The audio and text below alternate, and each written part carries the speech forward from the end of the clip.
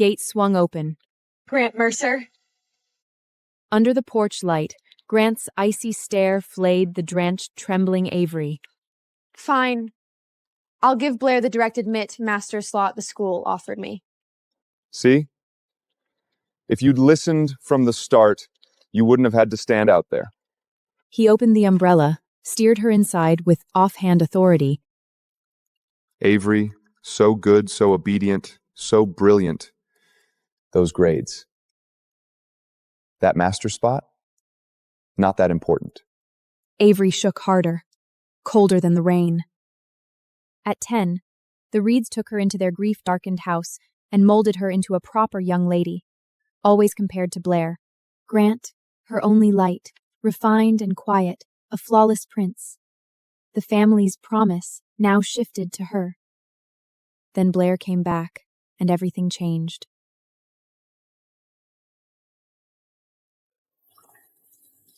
In a few weeks, we should take a trip. Maldives. I'll take you diving. Avery froze. That was his trick, tossing her sweetness just as she was about to give up. You're running a fever? Avery's mouth twisted bitterly. Of course she had a fever. He'd locked her out in rain. Grant carried her to bed.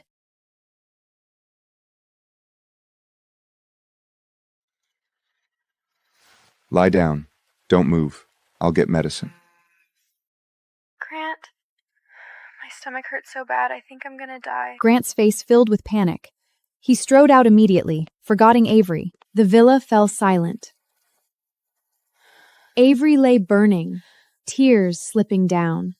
She called the overseas number she'd refused so many times. I'm agreeing now. Give me half a month to wrap up my academic work here. Then I'll return to France and acknowledge the family.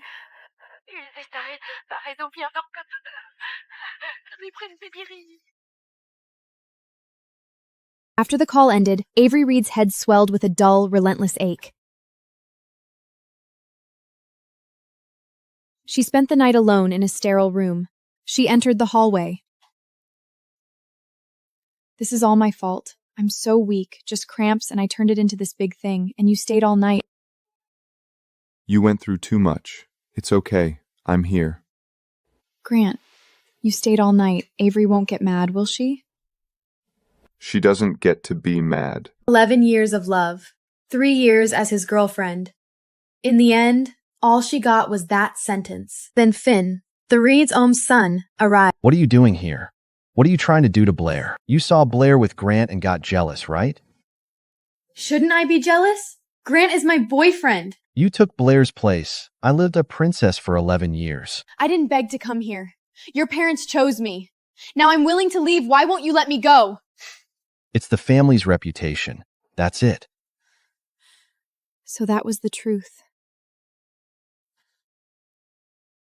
Her knees hit first, then the rest of her followed. The only thing she was allowed to keep was the pain. Avery spent 3 days in the hospital. No one visited. The villa had been a gift from Grant. Now it felt like an abandoned set. I came to thank you. That master's so generous. How did you get in? Grant gave me the key. He's been staying at my place. You can't swim? Who do you think Grant built this pool for? I've loved swimming since I was a kid, even won championships. Swim all you want. At least you can do that.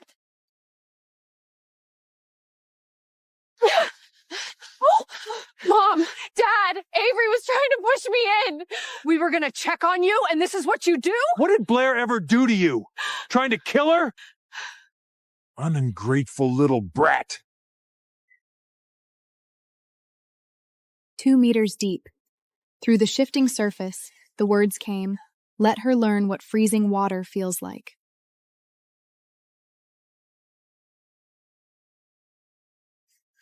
Are you done yet? Last time you nearly got Blair killed. Don't blame Avery. Then she lost even consciousness. When Avery stepped into the living room, the laughter died. She simply started up the stairs. Oh my God! My necklace is gone. Did it fall in the pool? Avery, You threw Blair's necklace in the pool? No! I didn't push her or throw her necklace! If it were cheap, I wouldn't care. But Mom and Dad gave it to me. When I was taken, I held on to it. Find that necklace or I'm not letting this go. Put it on. Go down and find Blair's necklace. This is what you owe her.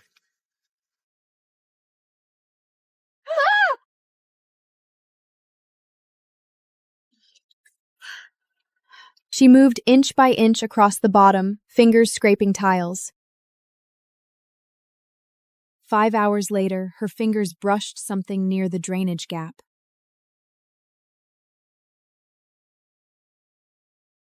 Her eyelids fluttered. The only thing she was allowed to keep was the pain.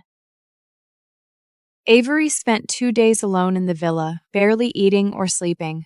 When she finally awoke with a clearer mind, she called her biological parents overseas. Don't do a short-term visa, apply for permanent residency for me. She stepped out, folder stiffed with documents, shuttling to and from the French consulate. A red Ferrari roared down the street. She flinched, then turned away. He wouldn't notice her anyway. That night, Avery sat on the cold floor, TV blaring. What's wrong? I saw you at the French consulate today. Why were you there? The lab is sending me to a conference. Paperwork. He smiled, stroked her hair, asked about a movie. Grant checked his watch, waiting for the moment he could leave without looking cruel. I'm tired. I'm going to bed. Tomorrow, Intercontinental Hotel. We're celebrating Blair's direct admit spot. Pick out a gift. She would leave, without giving anyone the chance to stop her. If she walked in, the friendly mood would snap. Avery's experiment got results today. Major breakthrough. Everyone's congratulating her. She did it on purpose. Waited until today to announce, just to embarrass Blair. I've got a better idea. We say Blair did it. Let her take the credit. Straight into a PhD. That's genius. You're the best, Finn. She already took Blair's place for over a decade. Let her give this to Blair. Grant, what do you think? I'll talk to Avery. I'll have her give the results to Blair. She had known they didn't love her. Hearing this still felt like being skinned alive.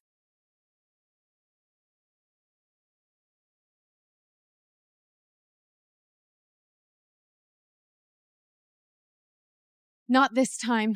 She refused to give him the satisfaction of seeing her break. Avery vanished into the lab, phone off, making herself smaller than the panic. The only place she'd breathe unwatched. You're still here this late? Avery, give this result to Blair. I lived in this lab. My hands peeled from the chemicals. Do you have a heart at all? You worked hard. So what? You're talented. You'll have other accomplishments. Blair isn't like you. You took Blair's place for over a decade. Making a small sacrifice now, isn't that what you owe? Don't be an ungrateful leech. You want me to be grateful? Call me ungrateful then. But I'm not giving Blair my results. Not this time.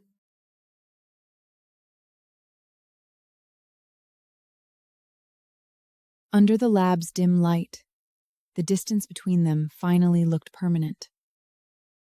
For days, no word from Grant. She returned to the lab, access denied. She called her advisor. The professor who once praised her sounded like a stranger. Starting today, you're no longer a member of this lab. The department group chat exploded. Someone posted, Then one message. Why does Blair's result look exactly like Avery's? Did she copy? Avery crossed campus, eyes turned as she passed. Plagiarist. Voices drifted from all sides. She tried to explain, to scream, to run. Nothing worked. Her phone buzzed. Academic fairs. She was expelled. The phone slipped from her hand, absurd and heartbroken.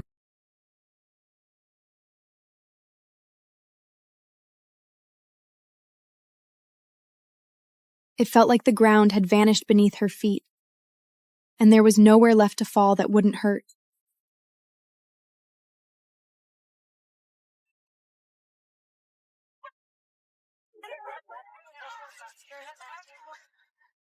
I didn't plagiarize, and whether the Reens acknowledge me or not, I won't acknowledge them anymore.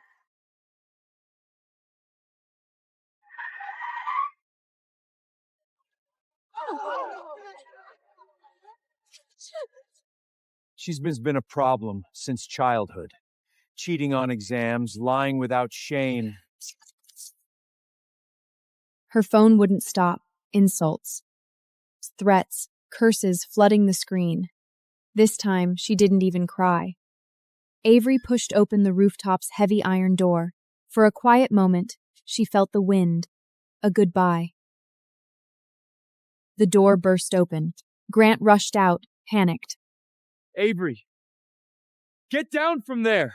She finally understood. Her life wasn't meant for a stranger who never knew her. Goodbye to everything here. He strode straight in and grabbed the patient by the arm. Where's Avery? A nurse rushed over. Sir, Miss Reed was discharged yesterday. Grant's brow furrowed. Discharged to where? If you're family, shouldn't you be the one who knows where she went? It wasn't quiet in the normal way. It was dead, like a house that had stopped waiting for anyone to return. He grabbed the first house staff member he saw. Where's Avery? Miss Reed isn't with you? She hasn't been back in a long time. She paid our wages and let everyone go. Today's my last day too. The anger hit first. He turned, saw a vase on a display shelf, and smashed it to the floor. Night fell. The bar was loud, bright, and full of bodies. Then Reed dropped into the seat beside him. What's going on with you? The manager says you've been here every night. Blair even asked me. She's been texting you. Why aren't you replying? I'll call Blair later. I'll explain. Have you seen Avery? Who? Avery? Avery's gone. I've been looking for her for a week. I can't find her. Why are you looking? You know what she's like. She's throwing a fit and playing disappearing acts. She's waiting for everyone to feel bad and go pegging. That's her whole thing. She's always been good at these little tricks. Don't drink so much. Show up early tomorrow. The next day, Blair Reed's birthday party looked exactly like it had the year before. Grant Mercer was the last to show up. The faint smell of alcohol still clung to him. Grant, you're finally here. I've been waiting. Sorry, Blair. I've been busy these past few days. I didn't even get you a gift. Blair swallowed her tears right away. A smile returned to her lips. When the banquet began, glasses clinked and laughter rose. Grant, come on. Let's wish Blair a happy birthday together. Come on, Grant. Happy birthday. Blair, this is your birthday. Say your wish. Whatever it is, Grant will make it happen. Grant, you already know how I feel. Blair just... I've always thought of you as a little sister. My girlfriend is Avery.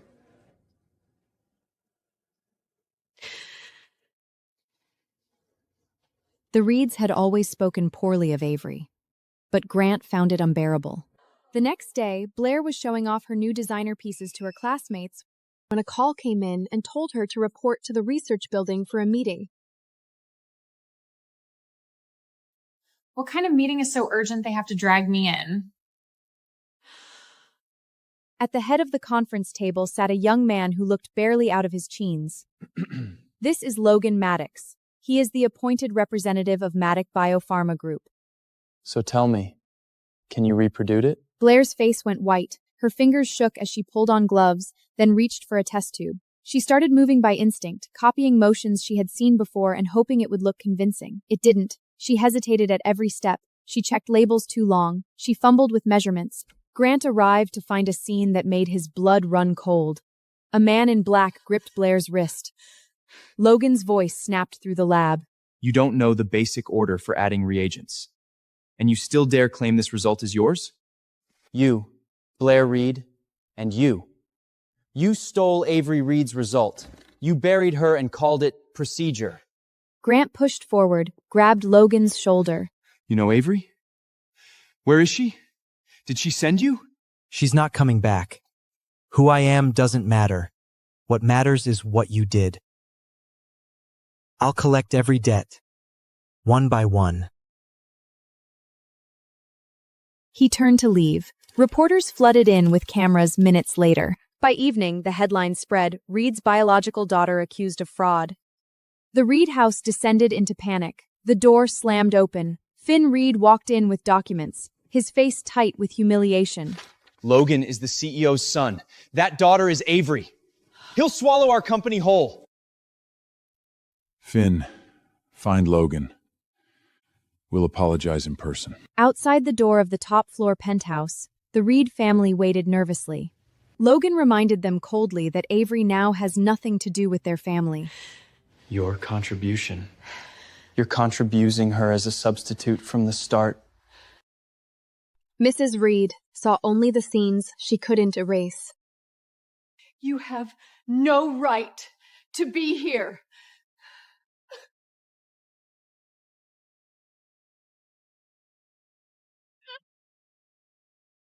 Where is she? Let me see her once. I can take you there and then make my Thai grat. But whether she sees you is her choice. Grant felt the weight of this luxury, yet it didn't belong to him. In Logan's presence, his confidence felt flimsy. What was Avery's life like now?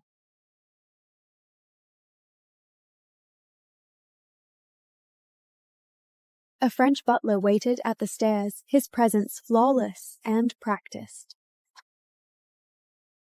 Monsieur Grant, welcome. They followed the coastline, climbing through trimmed lanes and vineyard slopes.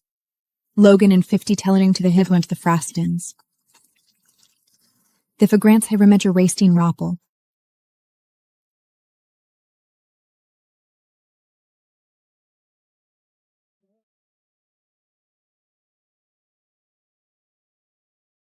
Grant couldn't remember the last time Avery's face looked this light.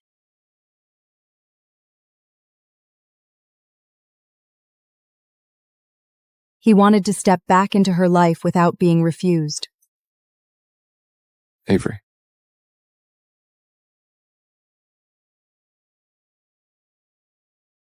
Grant's arms froze in midair. His smile held for a second too long, then stiffened into something awkward.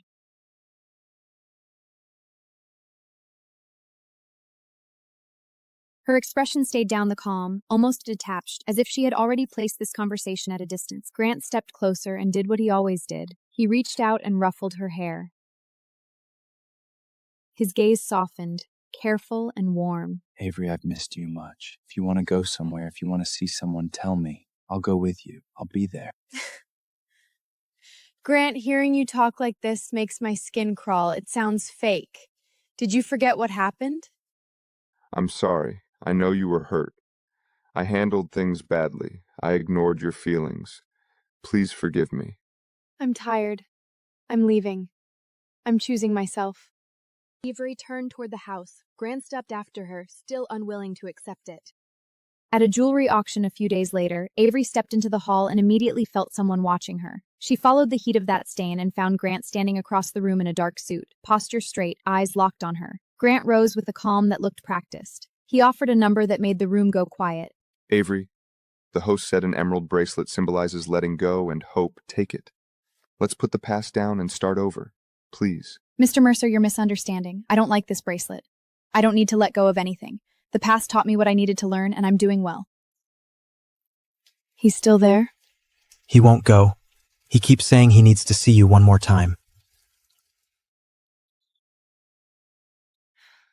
Avery remembered that night of endless rain. The roles had reversed. Send him away. I'm not seeing him. Grant's brand new suit was soaked. The cold made his hands stiff. He didn't care. All that mattered was seeing Avery. Avery, where is she? Go. She won't see you. Grant finally understood Avery was not going to forgive him. She had every reason to hate him. He had lost her forever.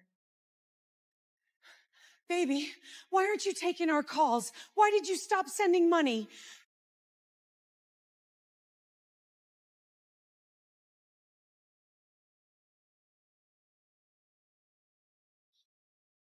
Dad. Mom. Finn. Why are you home? Who are they? Why did they call you their daughter? You Reeds really are trash. I shouldn't have handed my daughter over to you.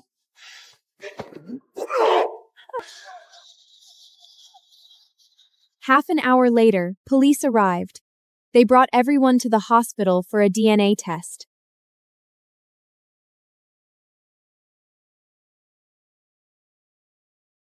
The result came back fast. Blair was not related to the Reeds. Your real daughter was taken by organ traffickers. She's probably dead.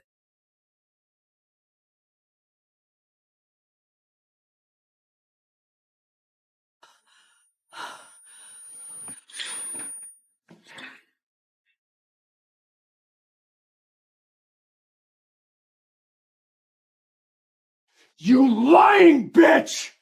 You deceived me! You turned my family into a joke! My Blair is gone! Avery is gone too! I'll kill you!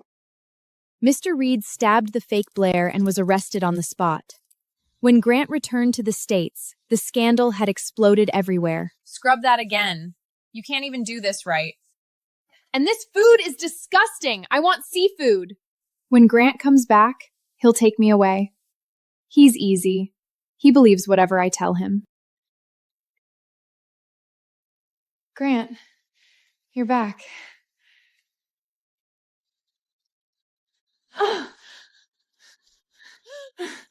What did you lie to me about? I'll talk. I'll tell you. Let go. The car accident wasn't Avery's fault. I planned it. Avery never did anything to me. I framed her. Grant listened without surprise. What he felt was disgust and self-loathing. I was the most ridiculous of all. He finally understood what she had needed all along: trust. He had worn her down piece by piece, then convinced himself it was normal. This wasn't a mistake he could apologize away. Blair ran. Grant stood in the rain-soaked alley, his anger unbroken. 2 weeks later, Blair was handed over to debt collectors by her own father. Will you help get my father out? He brought this on himself. How can you be so heartless? You treated Avery badly when she was a kid. You took her work. You discarded her the moment Blair wanted the spotlight. How much better are you, Grant?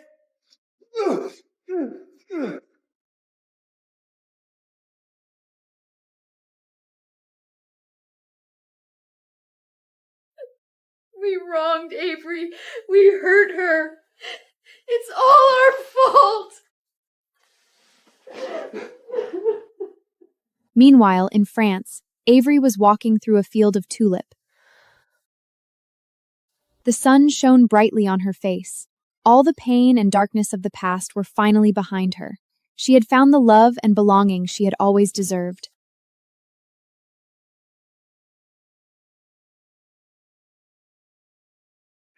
If you get the chance, apologize to Avery for me. Mom, we have to call Avery. Bonjour. Avery, it's Mom. My mother is Mrs. Maddox. We were wrong. I'm sick. Please, come see me once. I'll transfer money to your account. I have nothing to do with your family anymore. Mrs. Reed stared at the phone, tears streaming down her face. Meanwhile, in France, Avery closed her phone and smiled. She had finally broken free from the past that had chained her for so long. A new life, full of love and light, was waiting for her. Mrs. Reed broke down completely. She had lost both her biological daughter and the girl she raised for 11 years. Mom, I don't think it's over. Avery just transferred $10 million to us.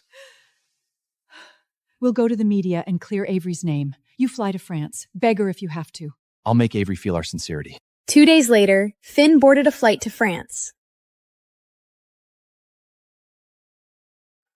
I'm sorry, Avery. I was wrong. Our aircraft has been struck by lightning. The cabin lights flickered, then died completely. Finn felt the sickening pull of weightlessness. Avery, I might never get to say it to your face. The news of the plane crash spread around the world within hours. In France, Avery received the news in silence. It's finally over.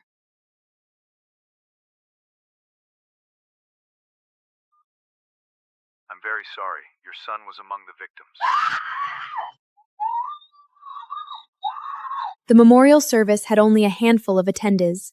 Grant arrived in black. The Reed Company went bankrupt. Mr. Reed was sentenced to 5 years. Mrs. Reed lost her mind. Retribution.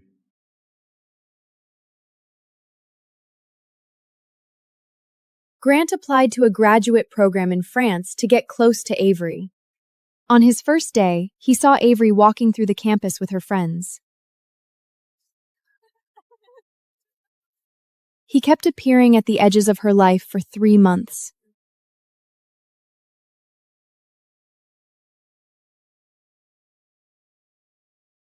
Grant, are you done yet? You're acting like a stalker. It's disgusting.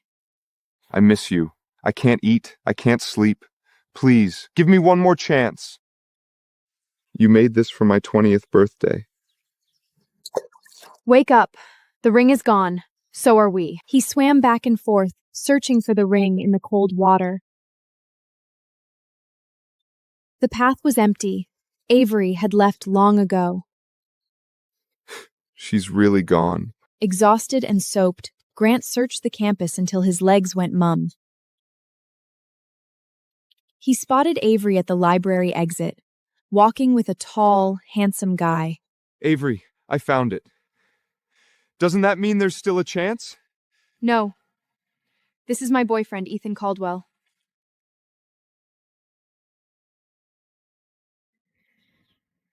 Thank you for being my shield. I should be the one thanking you. It's an honor. I like you, Avery. I don't care whether you were Avery Reed or Avery Madding. Someone was watching me all along. She had chased Grant for 11 years, never noticing the person beside her. I don't want to miss something real again. All the pain and heartbreak. Avery had finally found someone who saw her, loved her, and would never let her go. A new chapter of her life was about to begin. The Mercer family business collapsed. Grant quit school to save the company. He only saw Avery in the news now. The distance between them kept widening. Marry me. Yes! She said yes. 3 years later, a wedding was held at the largest tulip estate in France. Ethan bought the entire estate and replanted it with Avery's favorite tulips. The sun set over the tulip fields. The love had finally come to an end.